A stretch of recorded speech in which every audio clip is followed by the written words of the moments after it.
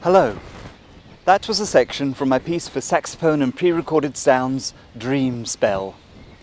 The music was inspired by Jose and Lloydine Arguelles' planetary concept art piece of the same name. Which reminds me of what Robert Richards wrote about Weimar Idealism. If, as Schelling maintained, the world is the original yet unconscious poetry of the mind, then the poet might construct beautiful representations employing those same principles that went into the original creation of the natural world. I've come down to the River Ill near Goethe's garden house, not just to construct beautiful representations by way of listening to the music again in my headphones, and not just because the park is so pretty, a dream spell of a kind in itself, but actually because I want to think specifically about water and the legacy of Weimar identity. The garden house was previously a vineyard cottage, but it was obtained by Duke Karl August specifically for Goethe soon after the literary figure moved to Weimar. He wrote many poems here in this house, including Iphigenia Inquiry. He lived here for 6 years before eventually moving to the building in the town centre on Frauenplan, but even then he continued to visit periodically to enjoy the peace and quiet. Goethe redesigned the garden entirely. He divided it into 3 sections. There's a park-like slope behind the house, the orchard, and the lower section for vegetable and flower beds. The garden provided fruit and vegetables for the household, but it must have also been a very pleasant location for social events too. He had the classical white garden gate built in his later years, and the pebble mosaics designed after the Pompeian model is his doing too. If those garden parties of 200 or so years ago must have sometimes included discussion about Naturphilosophie and dialectical rationalism and the nature of mind-body analogies, then, as I've already suggested, the discussion didn't stop there. There have been many ensuing generations of idealists right up to the present time, and many realists who become embroiled in the debates too, in particular as regards the notion of identity. While the Weimar Identity Thesis describes certain attributes as being analogous between mind and nature, whereby, for instance, purposiveness can be located both in mental events and in natural events, modern identity theory, in the hands of realists, has taken these principles further. It's tried to establish these links as synchronous. In other words, a particular mental event is identifiable with a particular physiological event. A particular thought or feeling is to be identified necessarily with a particular neurological state.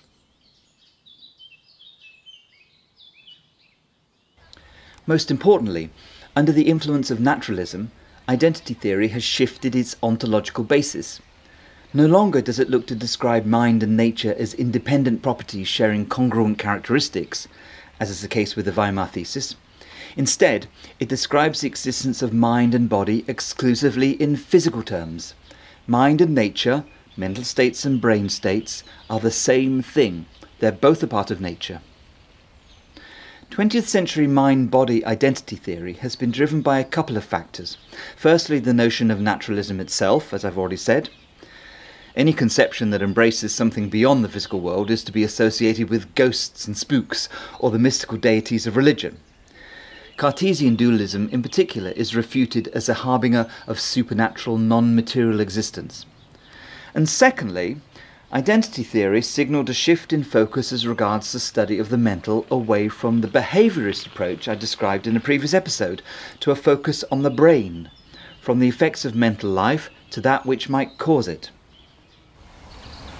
The thesis proposed by modern identity theory is that mental states are to be directly associated with neurobiological events, such as the activation of specific brain cells or networks of nerve fibres in the central nervous system. The phenomenal experience perceived by the subject and the body's physiological activity can be directly identified with each other. However, there's more. The theory argues that a person's experience of, for instance, the qualitative experience of pain is not merely to be correlated with an equivalent physiological process, it is a brain process. In other words, it's not that there's a mental state and there's a brain state and the two things are connected, as is the case with the Weimar Identity Thesis, it's that they are the same thing.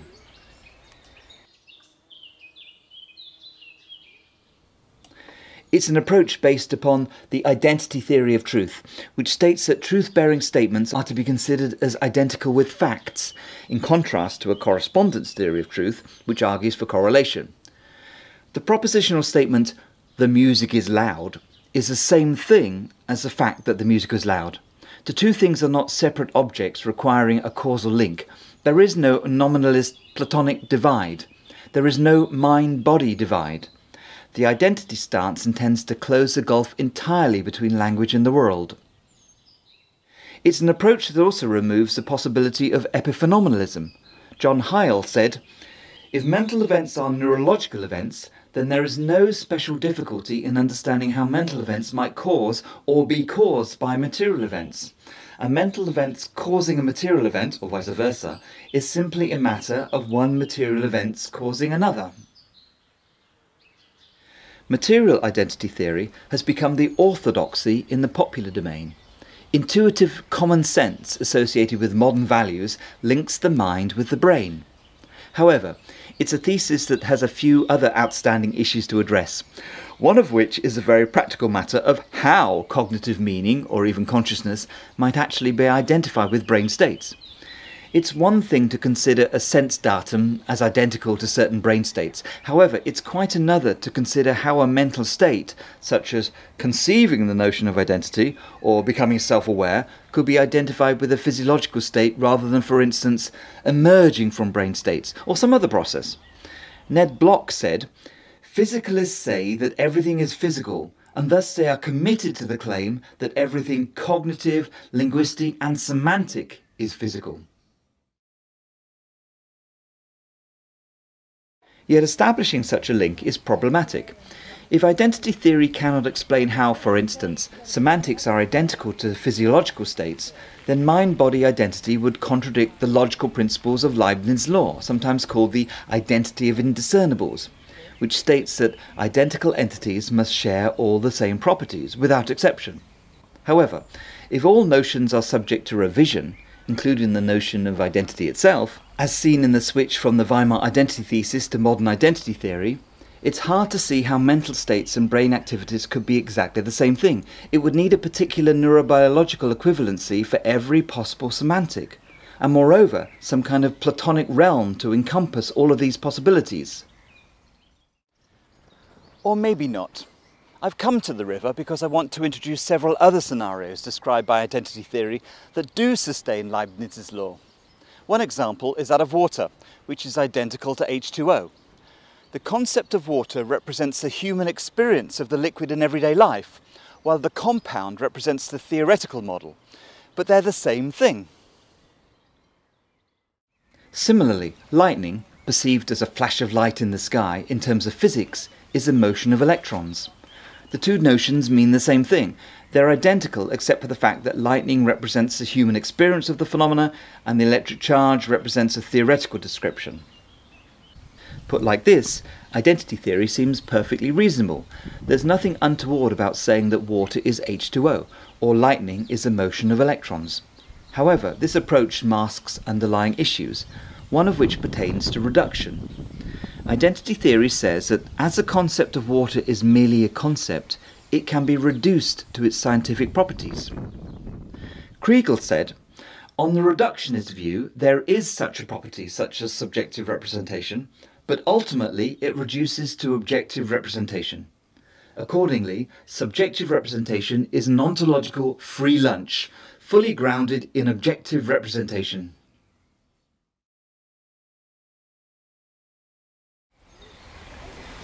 As an ontological free lunch, and beyond the human experience of it, water is not an actual entity with an essence of its own. Water is H2O implies that the concept and experience of water is reducible to the physical object, and the concept and experience of lightning is reducible to the physical phenomenon of electrons in motion, and the concept and experience of mind is reducible to brain states. Water and lightning and mind do not exist beyond the subjective illusion of their existence. Taking this further, Kriegel said, "On the eliminativist view, ultimately there is no such property as subjective representation. The presumption is simply false. The subjective concept of representation may be useful in some way, but nothing in reality matches it. If this seems to take the narrative back to the mechanistic cosmos of Newtonian science and the ensuing sense of alienation that fired 18th century idealism and early 20th century phenomenology, then there's another matter too that arises when the principle of identity is applied to the mind-body problem. If in one person a certain mental state is caused by a particular network of neuron firings, and in another by a different network, then the mental state can only be said to identify with some kind of network, and not a specific kind. To use the standard jargon, identification doesn't link types of things, but token examples of these things. Type-type identity would imply that a specific mental state is identifiable with a specific biological state in all cases, whereby, for instance, the experience of a pain in the ankle would identify with exactly the same neurobiological state in all humans. This has not been shown to be the case by neurological research. Furthermore, given that animals can also experience certain mental states, such as fear and pain, despite having different brain structures to humans, type-type identity is a difficult model to justify. In contrast, token-token identity implies that any mental state is identical with some kind of biological state. In other words, the experience of a pain in the ankle would correspond with at least some kind of neurological state, with the proviso that this state will be realised differently in respective cases. It's a weaker, less uncompromising, but more pragmatic form of identity theory. However, token-token identity has problems of its own. It's an approach that threatens to undermine the physicalist assumptions that underpin it. If mental states can be caused by different factors, then it's only contingent that these factors are brain-related. Mental states could potentially be identified with, for instance, silicon on an alien planet, or artificial intelligence on a computer-based world, or even something non-physical. In the case of humans, mental states could potentially be identified with some phenomena adjacent to or underpinning physical states. If it weren't for naturalistic assumptions, token-token identity theory wouldn't prohibit the possibility that, actually, there are ghosts and spooks generating mental thoughts. Yet it's a theory that challenges those naturalist assumptions. I'll get to the implications of this later. I want to finish with a little more of my piece for saxophone and pre-recorded sounds, played by Giampaolo Anton Girolami. But before I do, I should also reflect briefly on the implications of token-token identity for music. If the experience of music can be caused by different factors, then it's only contingent these factors are related to the physical world of sound. Identity theory allows for a causal relationship between music experiences and anything. Ontological commitment is unconstrained. Music experience could potentially be associated with divine inspiration or even the properties of the universe proposed by panpsychism, which I'll also look at in due course. Referring to Goethe-era aesthetics, Robert Richards wrote, "As the artist comes to rest in the finished, objective product, he or she will sense the union of nature and self, of necessity and freedom, of, finally, the unconscious and the conscious self."